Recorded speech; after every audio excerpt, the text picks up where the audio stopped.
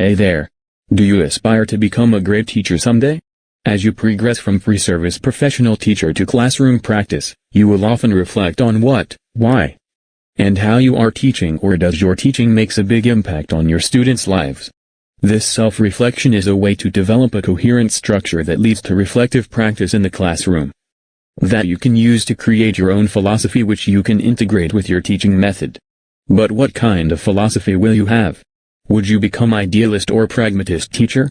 Much of concepts we have now on our current education system came from different philosophies. Two of those are idealism and pragmatism. Let's start with idealism. Idealism, one of the oldest of the traditional philosophies, started with Plato, who was already teaching his philosophy in the ancient Greek Athens. Much later, in 19th century Germany, Georg W. F. Hegel, a university professor, lectured to his students about an unfolding view of history and a total worldview based on idealist metaphysics. Idealist believes that the spiritual and non-material world is ultimately real. They envision the universe as an expression of a highly generalized intelligence and will, or the universal mind. They understand the person's spiritual essence, or soul, as the permanent element of human nature that gives individuals the power to think and feel. This intellectual or spiritual world of ideas is everlasting, not subject to change, and is ever the same in its order and perfection. Goodness, truth, and beauty are also universal and eternal. Idealists use the concepts of macrocosm and microcosm to explain how they perceive reality. Macrocosm refers to the universal mind. It is the one, all-inclusive, and complete self of which all lesser selves are parts. The microcosm, the personal mind or spirit, is a limited and lesser self but nevertheless spiritual and intellectual like the great being of which it is a part.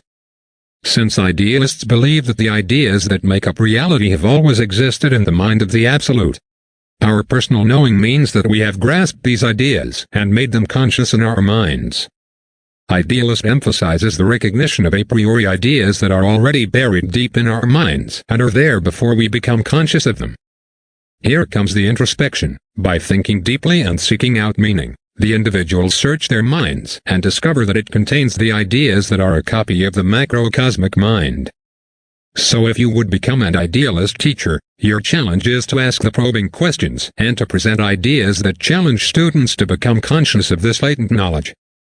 An effective means of doing this is the Socratic method, in which the teacher stimulates the learner's awareness of ideas by asking leading questions to create a broad, general, and unifying perspective of the universe.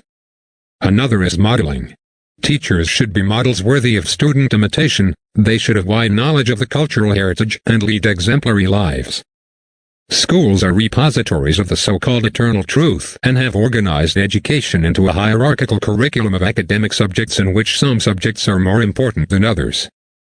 At the top of the hierarchy are the most general disciplines, philosophy and theology, for they believe these highly abstract subjects transcend beyond space and time. Their main goal is to achieve a transdisciplinary integration of knowledge using relationship as a form of higher-order thinking. Idealists want to safeguard the quality of education by maintaining high intellectual standards and resisting any tendency toward mediocrity. In Plato's Republic, for example, intellectual standards were so high that only a gifted minority became philosopher kings. But today's idealists' educational goals encompass developing intellectual capacity, and they generally accept the fact that not all students will go on to the highest stages of education. Idealism wants schools to become intellectual centers of teaching and learning. It sees teachers as vital agents in guiding students to realize their fullest potential. And it encourages teachers and their students to encounter and appreciate the finest and most long-lasting works of the culture. Teachers introduce students to the classics, so that they can experience and share in the time-tested cultural values these works convey. It's undeniable that technology can convey great literature and art to students. Idealists would insist on its use as a means to an end. The content matters most, not the technical apparatus that transmits it. Pragmatism emphasizes the need to test ideas by acting on them. Among its founders were Charles S. Peirce, William James, George Herbert Mead, and John Dewey. Peirce emphasized using the scientific method as a means to validate ideas empirically.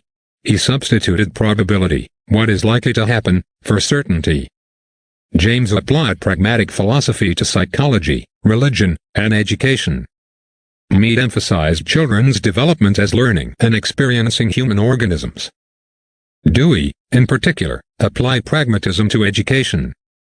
Dewey applied the terms organism and environment to education.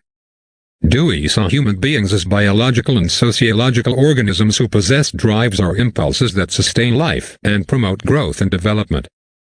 Every organism lives in a habitat or environment. He said education is a process of creating a learning environment to promote experiences for optimum human growth. Whereas idealism and realism emphasized subject matter disciplines, Dewey stressed the process of thinking and learning as problem solving. The learner uses the scientific method to solve both personal and social problems. Unlike more traditional philosophies, pragmatism or experimentalism dismisses metaphysics as unverifiable speculation. Pragmatists are most concerned with epistemology, or how we know what we know. In Dewey's experimentalism, knowing involves a person and an environment. The key concept of a pragmatist is experience or the interaction of the person with the environment. The person's interaction with the social, cultural and natural environments constitutes the process of living, growing, and developing. Following the scientific method, experimentalist logic is inducted rather than deduced from first principles as in idealism and realism. Rather than accepting what is claimed to be true, we can regard it as tentative and subject to further testing in our experience. For them, education is an experimental process, a method of solving problems that challenge people as they interact with their world. So they promote interdisciplinary education where in solving problem, you draw the information you need to solve it from many sources, not from a single discipline or academic subject. For example, to define the problem of environmental pollution and suggest ways of solving it, we must use information that comes from sources that are historical, political, sociological, scientific, technological, and international. In short, a pragmatist knows how to find and apply information in problem solving. Pragmatists see the school as a local community of learners and teachers intimately connected to the larger society. The school exercises three major functions. To simplify, the school selects elements of the culture and society and reduces their complexity to units appropriate to learners' readiness and interest.